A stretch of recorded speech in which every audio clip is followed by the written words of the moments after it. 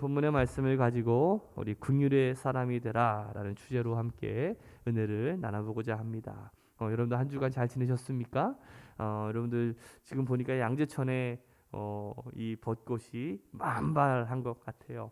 마치 예수님의 십자가와 또 부활을 노래하는 것처럼 아주 그냥 활짝 펴 있는 것 같습니다. 자연도 주님을 찬양하는 그 역할들을 잘 감당하고 있는데 우리 예수님의 자녀로 또 우리 예수님의 성도로서 우리가 함께 예배와 또 우리들의 사명을 잘 감당할 수 있는 역할을 잘 감당할 수 있는 여러분들이 되시기를 주님의 이름으로 축복합니다. 시골에 있는 한 목사님께서 사순절을 보내면서 자기가 이제 뭐랄까요, 막 금식도 하고 하다가 이렇게 수염 깎는 거를 좀 잊어버리셨어요. 그래가지고 수염이 막 이렇게 길어 있는 거예요. 그래서 이제 그날 주일날 설교를 하는데 앞에 계신 권사님이 막 목사님의 모습을 보면서 눈물을 막 흘리는 거지. 이 목사님이 기뻤어요. 내 설교를 듣고서 저렇게 울고 감동하다니. 막 한참 기뻐가지고 이제 예배 끝나고 나서 이제 자신 있게 딱 그 권사님한테 다가가가지고 아니 권사님 오늘 은혜가 되셨습니까? 그랬더니 그 권사님 하시는 말이 목사님 수염을 보니까 작년에 죽은 염소가 생각이 나서 제가 그러면서 깨달은 게 있어요. 제가 찬양을 하거나 설교를 할 때 가끔 막 우는 분도 있고 막 눈을 닦는 분도 있거든요. 저는 그때 제가 설교를 잘하고 감동을 줘서 그런 줄 알았더니 다 사연이 있더라고. 죽은 염소가 생각나기도 하고 돈 떼먹고 도망간 여편네가 생각나기도 하고 그렇죠? 여러 가지 그냥 사연들이 많이 있는 것 같아. 하지만 오늘 여러분들이 하나님의 말씀을 듣고 그 말씀이 여러분들의 말씀이 되시기를 주님의 이름으로 축복합니다. 우리가 함께 이 야고보서에 대한 말씀을 함께 나눠보고 있는데 이 야고보서의 말씀은 어떻게 보면 너무나 어떻게 보면 너무 실천적이고 또 윤리적인 모습들이 강한 것 같아요. 특별히 우리가 지난 시간에 그리스도인으로 어떻게 우리가 이웃을 바라봐야 되는가, 그것이 우리가 사랑의 마음으로 또 예수님의 눈으로 바라보는 것이 최고의 법이다라고 말씀을 나눴습니다. 우리가 그리스도인이라면 여러분들 성경이라는 것에 어떤 권위를 우리가 인정하고 그 성경의 말씀을 지키는 것이 굉장히 중요합니다. 그렇죠? 우리가 이 말씀을 지키는 어떤 최고의 방편은 우리의 삶으로 보여주는 거예요. 우리의 삶으로 실천하는 거죠. 그러니까 말씀의 영광은 다른 데 있는 것이 아니라 우리가 듣고 배운 그 말씀을 우리들의 삶에서 보여주는 것, 실천하는 것, 드러나게 될 때 그 말씀의 영광이 나타나게 되는 것이거든요. 우리의 생활에서 이 성경의 말씀, 이 권위가 나타나지 않는다면 엄밀히 말하면 우리가 말씀을 지키고 있는 것이 아닐지도 몰라요. 성경은 내 이웃을 내 몸과 같이 사랑하라라고 최고의 법으로 우리에게 알려주셨습니다. 그러면 우리들의 삶 속에서 이웃을 사랑하는 모습이 나와야 되는 거예요? 안 나와야 되는 거예요? 나와야 되는 거예요. 그게 우리가 정말 하나님의 말씀을 무겁게 여기고 그 말씀을 존중하고 그 말씀을 내 삶에서 실천하는 것이 그게 하나님께 영광 돌리는 것 아니겠습니까? 우리 8절 말씀을 한번 읽어볼까요? 갑자기 확 넘어갔네. 자, 너희가 같이 읽어봅시다. 시작. 너희가 만일 성경에 기록된 대로 내 이웃 사랑하기를 내 몸과 같이 하라 하신 최고의 법을 지키면 잘하는 것이거니와. 자, 오늘 8절 말씀에 이 야고보가 뭐라고 이야기하냐면 내 이웃 사랑하기를 내 몸과 같이 하라라고 하는 말씀하고 있습니다. 근데 여러분 이 말씀은 야고보가 처음 한 말이 아니에요. 구약에 보면 레위기 19장 18절 말씀에 보면 이렇게 말씀하고 있습니다. 같이 읽습니다. 시작. 원수를 갚지 말며 동포를 원망하지 말며 내 이웃 사랑하기를 내 자신과 같이 사랑하라. 나는 여호와니라. 구약에도 또 예수님께서도 우리에게 너희에게 세 계명을 주노니 서로 뭐하라? 사랑하라라고 말씀하고 있잖아요. 그러니까 야고보는 주님께서 이웃 사랑하기를 내 몸과 같이 사랑하라고 했는데 너희가 어떤 외모를 보면서 사람을 차별하거나 사람을 대하면 안 된다는 것이에요. 그 이유는 오늘 본문에도 보면 8절 말씀에 이 최고의 법이라고 하는 뜻이 뭐냐면 이 헬라어로 이렇게 되어 있어요. 노몬 바실리콘. 자, 헬라어로 바실레이아라는 뜻이 바로 왕국을 뜻합니다. 이 말은 왕의 법이라는 것이고 왕실의 법이라는 거예요. 그러니까 그 당시에 이 왕의 법, 왕실의 법이라는 것은요, 어떤 법 중에서도 가장 으뜸이 되는 법이고 최고에 있는 법이라는 것이죠. 그러니까 이 이웃을 사랑하라는 것은요, 정말 최고의 법, 바로 왕의 법이라고 할 수가 있는 거예요.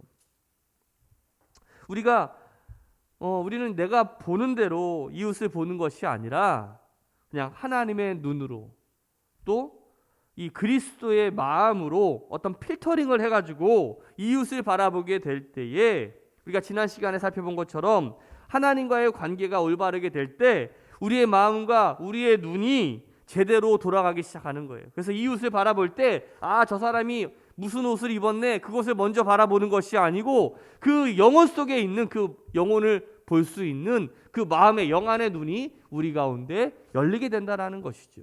그래서 저 사람 옷 잘 입었네, 저 사람 부자 같네, 그래서 그 사람을 좀 잘 대해주고 저 사람은 가난한 것 같네, 못 배운 것 같네, 이렇게 사람을 무시하거나 차별하지 않게 된다는 거예요. 여러분들, 우리가 사람을 바라볼 때 그냥 있는 그대로의 모습을 가지고 그 사람에 있는 영혼의 모습을 바라볼 수 있는 그 영안의 눈이 열리게 해달라고 우리가 하나님께 기도해야 됩니다. 나도 하나님의 자녀잖아요. 나만 하나님의 자녀입니까? 당신도 하나님의 자녀라는 사실이에요. 주님께서 나를 구원하시기 위해서 십자가에 죽은 것만이 아니라 다른 사람에게도 동일하다라는 거죠. 그래서 나만이 아닌 저 사람도 하나님의 형상임을 우리가 인정하고 또 그렇게 받아들여야 되는 거예요. 한번 옆 사람 한번 보세요. 그렇게 인사해 보세요. 당신도 하나님의 사람입니다. 시작. 그가 장님이든 덩어리든 건강하든 병들었든 가난하든 부하든 신분을 막론하고 오로지 하나님의 자녀로 우리가 상대방을 바라볼 줄 알아야 돼요. 우리가 높은 자리에 앉아 있는 것은요, 자리가 높아서이지 사람이 높아진 건 아니에요. 그러나 우리가 이렇게 착각할 때가 너무나 많이 있는 것 같아요. 그래서 우리가 회사에서 내가 가지고 있는 위치를 가지고서 그냥 다른 사람을 대할 때도 똑같이 대할 때가 많이 있어요. 그것은 아니죠. 우리가 큰 집에 산다고 해서 내가 큰 사람이 되는 건 아니고, 반대로 내가 작은 집에 산다고 해서 내가 작은 것이 아니라는 사실이에요. 우리가 이러한 이 원칙을 가지고 이웃을 대하고 있는지를 우리가 함께 점검해 볼 필요가 있는 것 같아요. 혹시 내가 차별하면서 대하고 있지는 않은가? 우리 오늘 9절 말씀을 같이 한번 읽어봅시다. 시작. 만일 너희가 사람을 차별하여 대하면 죄를 짓는 것이니 율법이 너희를 범법자로 정죄하리라. 자, 오늘 성경 말씀에 보니까 차별하게 대하면 우리가 범죄하는 것이다라고 분명히 성경에서 우리에게 이야기하고 있습니다. 여러분들, 차별하면 죄 짓는 거예요. 저도 목사로서 많은 사람들을 만나기도 하고 또 성도님들을 대하기도 합니다. 근데 솔직하게 말하면 저도 인간인지라 어떤 사람을 보면 어떤 사람이 마음에 들고 어떤 사람이 좋아요. 그 사람 하는 모든 일들이 이뻐 보이고 그래요. 근데 어떤 사람들은 보면 그냥 저로 하여금 기도가 나오게 하는 사람이 있어요. 우리 선배 목사님들이 항상 제 목회 초년변 때 이렇게 얘기를 하셨거든요. 성도들 중에 두 종류의 성도가 있다라는 거예요. 목사를 위해 기도하는 성도가 있고 목사로 하여금 기도하게 하는 성도가 있대요. 여러분들 이 수준 높은 이야기를 여러분들 아시겠어요? 그럼 여러분들 어떤 성도가 되어야 되겠습니까? 제 기도 받고 싶으세요? 똑같은 마음으로 대하려고 또 하나님의 사랑받는 영혼으로 대하려고 저도 얼마나 노력하는지 몰라요. 교회에서 뭐 성도냐, 집사냐, 권사냐, 장로냐, 뭐 이런 직분이 어떤 서열을 의미하는 것은 아니잖아요. 그렇다고 뭐 차별받아야 되는 것도 아니잖아요. 목사가 뭐 어떤 사람은 그렇게 물어보더라고요. 뭐 집사랑 권사랑 싸우면 누구 편을 들어야 되느냐? 뭐 장로랑 권사랑 싸우면 누구 편을 들어야 되느냐? 뭐 누구 편을 들어야?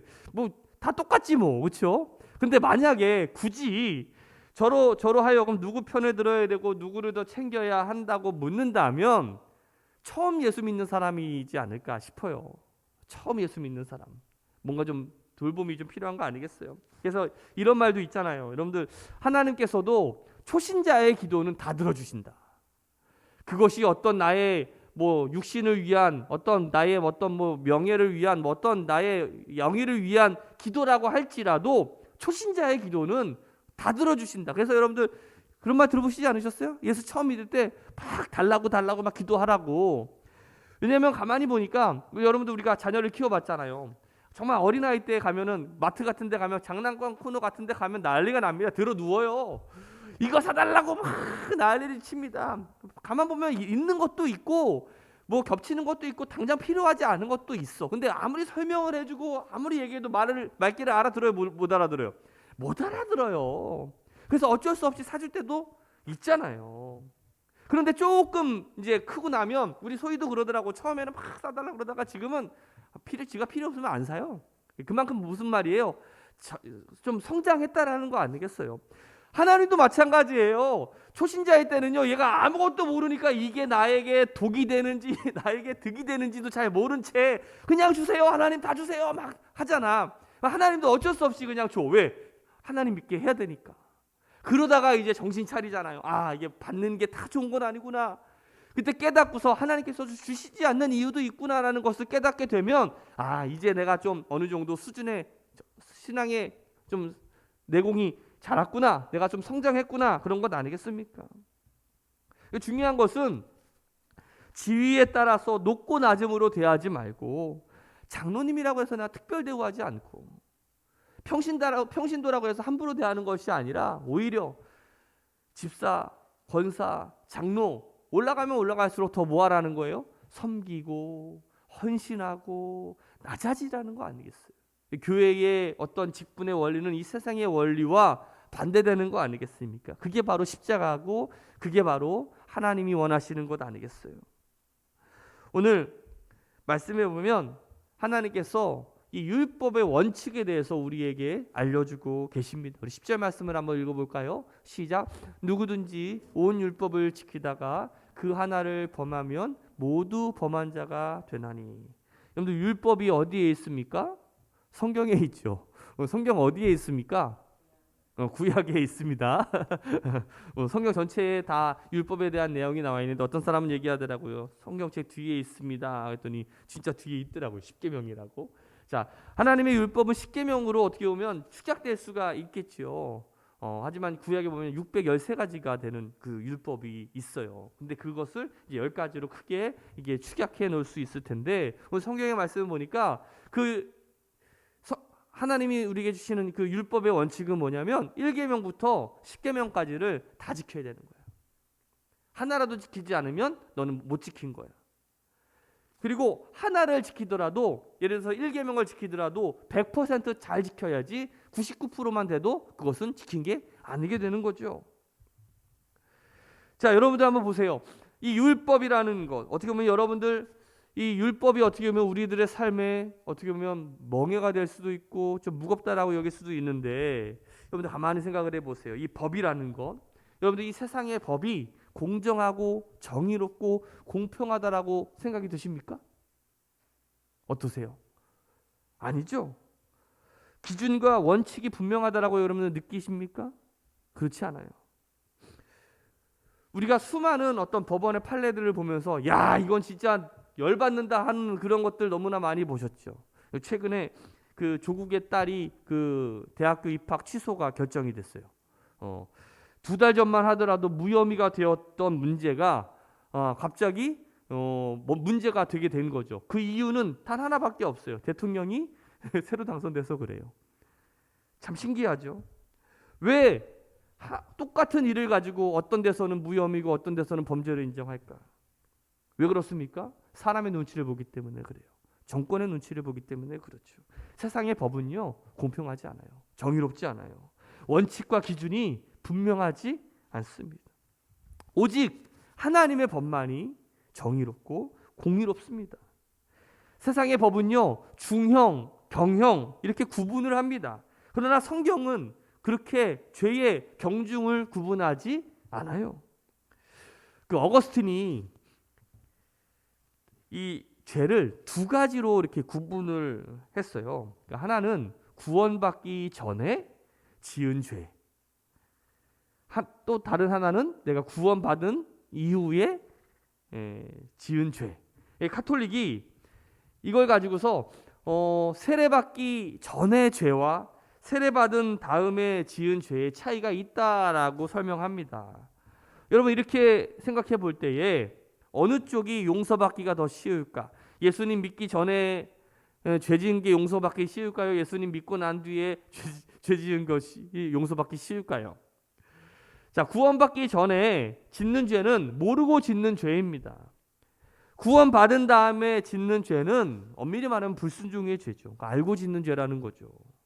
이 때문에 웃지 못할 일도 많이 일어났어요. 옛날 사람들은 되도록 그 세례를 늦게 받으려고 그랬어. 무슨 말이에요? 죄 좀 더 짓고 또 용서받고 살려고. 그러니까 세례받기 전에 죄는 용서받기 좀 쉬우니까 뻔히 알고 있는 죄, 예수 믿고 짓는 죄는 아무리 생각해도 좀 무겁고 또 그래서 용서받기 좀 어려울 것 같잖아요. 그래서 옛적에 콘스탄누프 대제는 그 사람이 죽을 때까지 세례를 받지 않았다라고도 해요. 물속에 들어가서 세례를 받게 될 때 어떤 장군은 세례를 받는데 오른손 하나는 어깨 위로 물 잠기지 않게 손을 딱 내밀고 세례를 받았다고 그럽니다. 왜? 자기가 장군으로 전쟁에 나가서 적들을 죽여야 되는데 그걸로 범죄하는데 요 손만은 세례를 받지 못하겠다. 별의별 해프닝이 많이 일어나는 거 아니겠습니까? 한번 생각을 해보세요. 우리가 예수를 믿고 또 예수를 알면서 짓는 죄는 분명히 불순종의 죄죠. 그런데 오늘 10절 말씀에 뭐라고 되어 있어요? 누구든지 온 율법을 지키다가 그 하나를 범하면 모두 범한 자가 되나니. 자, 오늘 야고보가 이 율법에 대한 원리, 율법에 대한 이치를 우리에게 가르치고 있는데 한마디로 말하면 이거예요. 공로서를 부인하는 거예요. 우리는 어떤 죄를 어떤 경죄 또 중형죄 이렇게 구분하는 경향이 많이 있어요. 죄를 두고 어떤 저울질할 때가 많이 있다라는 거죠. 예를 들어서 이거예요. 내가 죄를 5개 지었어. 근데 내가 선한 일을 6개 했네? 그러면 6 빼기 5 해가지고 내가 선한 일을 더 했으니까 나는 괜찮은 사람이야. 이렇게 여길 때가 참 많이 있다라는 거죠. 그러면 내가 더 선한 일을 더 많이 했으니까 그 나쁜 일을 좀 더 덮어주고 탕감해주지 않겠는가. 내가 과거에 죄를 많이 지었다면 이제부터 내가 의를 많이 행하고 젊었을 때 내가 많은 죄를 지었다고 해도 내가 많이 나이 들어서 선한 일을 하면 이렇게 쌤쌤이 되지 않겠냐. 전문적인 용어 나왔습니다. 쌤쌤. 이렇게 생각하는 것이 공로설이라는 거예요. 그러니까 이것은 잘못된 생각이라는 거예요. 우리가 온 율법을 다 지키다가도 하나만 죄를 지어도 그는 죄인이라는 것. 의인이 아니라는 것. 아무리 내가 선한 일을 할지라도 죄를 지었으면 나는 죄인이 되는 거예요.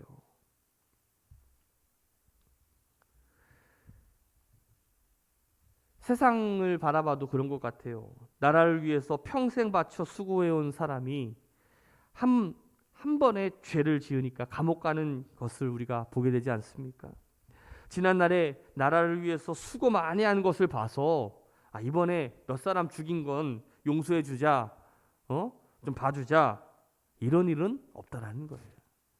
공로설이란 당초부터 통하지 않는다라는 거. 사람을 외모로 취하는 죄, 그 죄, 차별하는 죄, 그 하나만으로도 우리는 죄인이라는 거죠. 살인하지 않았습니다. 간음하지 않았습니다. 도둑질하지 않았습니다. 그러나 내가 사람을 외모로 취했다면 그 차별이 오늘 우리 율법으로 의하면 우리가 죄인이라는 것이. 오늘 12절 말씀을 한번 읽어볼까요? 시작.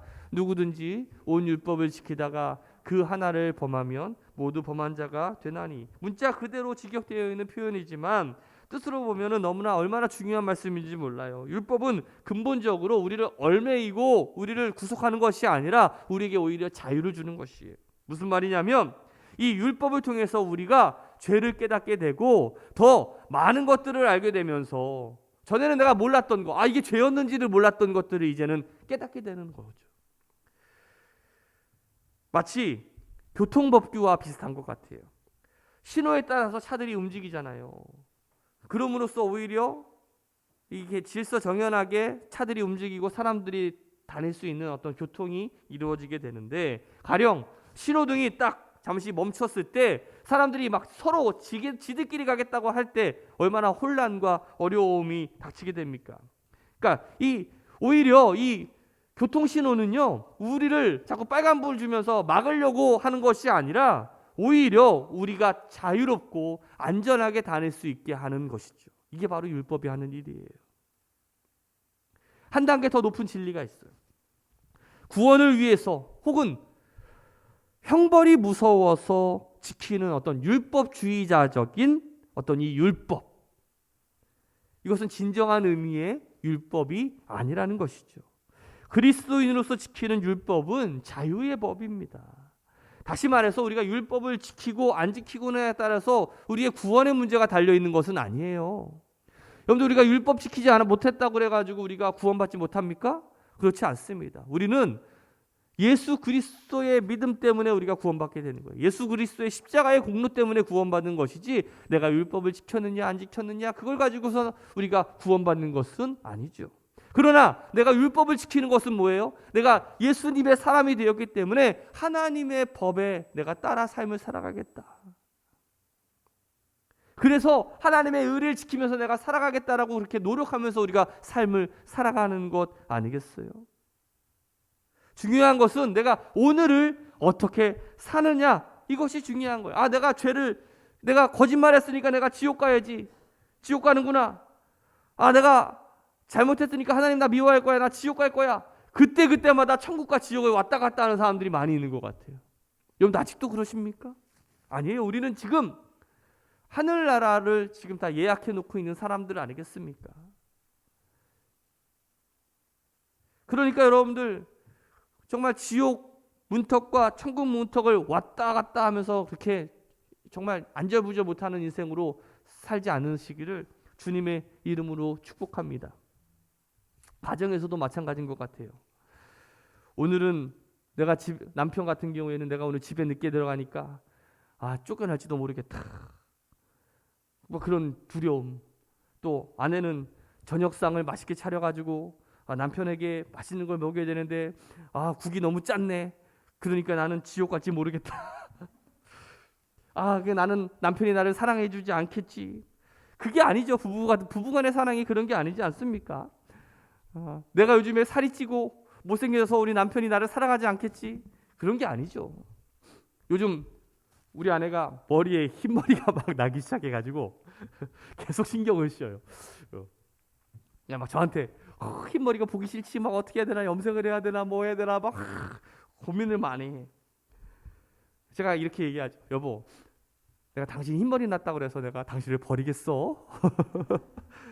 더 사랑하죠, 그렇죠? 여러분들, 우리가 주례할 때 그 주례하시는 분이 항상 이런 얘기 많이 하죠. 검은 머리가 팥뿌리가 될 때까지.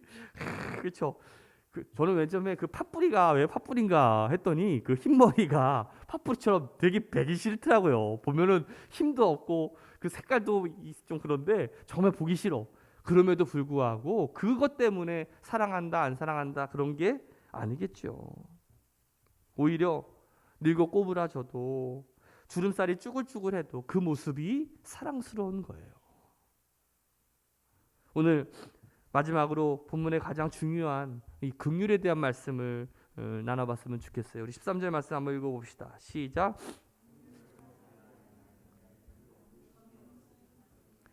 긍휼은 심판을 이기고 자랑하느니라. 제가 지금 앞서 말씀드렸던 것, 차별하지 않고 대하는 것, 우리가 율법을 지키는 것도 사실은 긍휼이 여기시는 하나님의 은혜가 있기 때문에 가능하다라는 거예요. 무슨 말씀인지 공감이 되시죠? 사랑에는 세 가지가 있다라고 이야기하죠. 먼저 높이 사랑하는 것, 존경이나 어떤 공경, 뭐 아너나 리스펙이라고 하는 거죠. 그런가 하면 나와 동등한 위치에서 어떤 우정, 프렌드십, 그렇죠? 그런 사랑이 있어요. 어떤 연인이나 친구 사이에서 가지고 있는 어떤 수평적인 사랑이 그 사랑입니다. 마지막으로 나보다 못한 사람을 사랑하는 사랑이 있습니다. 마치 어머니가 자녀를 사랑하는 것처럼 바로 불쌍하고 어려운 사람들을 보면 긍휼의 마음이 생기는 것, 그게 머시, 자비라고 할 수가 있는 거죠. 오늘 우리 인간에게 하나님께서 그 사랑의 마음을 우리에게 주셨어요. 오늘 우리는 긍휼히 여김을 받았기 때문에 하나님으로부터 우리가 긍휼히 여김을 받지 않았습니까? 그렇기 때문에 우리는 또 이웃을 긍휼히 여길 수 있는 마음이 우리 가운데 있어야 될 줄로 믿습니다. 그래서 참 보면 여러분들 어려운 사람들을 보거나 뭐 좀 힘든 사람들 보면 왠지 마음도 아프고 내 주머니에서 지갑이 열리기도 하고 그러지 않습니까? 그거는 하나님께서 우리에게 주신 너무나 소중한 마음이라고 할 수가 있는 거죠. 여러분 제가 그림을 참 좋아하는데 그 밀레의 그림 가운데 그 이삭을 줍는 여인이라는 그림이 있어요. 여기 보면은 저 세 여인들이 이삭을 줍습니다. 여러분들은 저 그림을 볼 때 어떤 생각이 드십니까? 아, 허리가 너무 아프시겠구나. 아니면은 뭐 아유 여자들만 고생하네. 뭐 페미니스트는 아마 그럴 거고요. 근데 사실 저 배경은 어떤 배경입니까? 저 세 여인은요, 가난한 여인이에요. 다 추수한 거 남은 이삭을 줍는 사람들입니다. 구약에 보면 레위기 23장 22절에 보면 이런 말씀이 있어요. 같이 읽어볼까요? 시작. 너희 땅에 곡물을 벨 때에 반 모퉁이까지 다 베지 말며 떨어진 것을 줍지 말고 그것을 가난한 자와 거류민을 위하여 남겨두라. 나는 너희의 여호와 하나님 여호와니라. 자, 이 레위기에 보면 하나님께서 이 곡물을 벨 때 양 귀퉁이는 베지 말라라고 이야기하십니다. 왜요? 어려운 사람들을 위해 남겨두라라는 거예요. 그게 하나님의 마음인 거예요. 자, 레위기 말고 신명기에도 이 말씀이 있는데 신명기는 출애굽을 알지 못하는 출애굽을 경험하지 못한 그 다음 세대들에게 주시는 그런 말씀 아니겠어요? 거기서 똑똑한 동일한 말씀으로 가르칩니다. 우리 24장 19절이에요. 시작. 내가 밭에서 곡식을 벨 때에 그 한 뭇을 밭에 잊어버렸거든 다시 가져오지 말고 나그네와 고아와 과부를 위하여 남겨두라. 그리하면 내 하나님 여호와께서 내 손으로 하는 모든 일에 복을 내리시리라. 동일한 말씀이에요. 남겨두라라는 거죠. 남겨두라라는 거예요. 왜요? 어려운 사람들을 위해서. 이게 바로 하나님의 마음이고 하나님의 원칙이에요. 성경은 항상 어려운 사람들, 가난에 처한 사람들, 힘든 사람들, 고아와 과부와 나그네에게 긍휼히 대하라라고 말씀하고 있어요. 요즘 이삭 죽기 보기가 쉽지 않죠. 어렵죠. 요즘엔 트랙터로 그냥 밀고 가면은 한 톨도 남김없이 그냥 다 싹쓸이 해버립니다. 남기지 뭐. 짐승도 없어요. 짐승이 먹을 것도 없어요. 최근에 제 여기 이웃에 있는 교회에 이제 이번에 목사 안수 받는 분이 있는데 그분이 11시 20분에 자기 교회 옆에 있는 편의점에 간대요. 항상 왜 11시 20분에 가냐 했더니 포켓몬빵을 구하러 간대. 그때 포켓몬빵이 들어온대요. 근데 포켓몬빵 아세요 혹시? 들어보셨어요? 그래서 아니 무슨 빵이 뭐 저는 포켓몬을 잘 몰랐거든요. 근데 이게 그 아들이 너무 좋아한대요. 포켓몬 빵을 열면 빵 때문에 사는 게 아니고 그 안에 띠부띠부 실이 있어요. 그 띠부띠부 실이라는 거 아세요? 이거 알면 여러분들 신세된 거예요. 그 띠부띠부 실이 보면 이게 포켓몬 거기에 해당하는 아이콘들이 들어 있는데 그거를 좋은 거를 뽑기 위해서 빵을 산다는 거예요. 그래가지고 한 번은 뭐 제일 좋은 그 캐릭터가 나왔대요. 근데 그게 그건지 모르고 그 아이가 그거를 떼가지고 그 장난감에다 붙여놨대. 근데 그게 제일 좋은 캐릭터인지를 알고서 그 아내 되시는 분이 엄마가 그거를 잘 떼가지고 해가지고 당근마켓에다 올렸대요. 얼마에? 3만 원에 올렸대요. 그때 바로 팔렸대. 대박이죠. 그랬더니 한참 있다 보니까 그 사람이 그걸 가지고 10,000원 더 붙여서 4만 원에 팔았대요. 보통 5만 원에 팔린대요. 야. 그런데 뭐 개인의 취미고 뭐 그럴 수도 있다라고 생각이 드는데 제가 최근에 참 안타까운 사진을 하나 보게 됐어요. 뉴스에. 이 띠부띠부 씨를 뽑기 위해서 먹지도 않은 빵을 다 버리는 거예요. 그냥 그 실만 보려고. 저 많은 빵들이 그냥 버려지고 있어요. 한편에는 어떤 사람들은 빵이 없어서 굶어 죽고 가는 사람들도 있지 않습니까?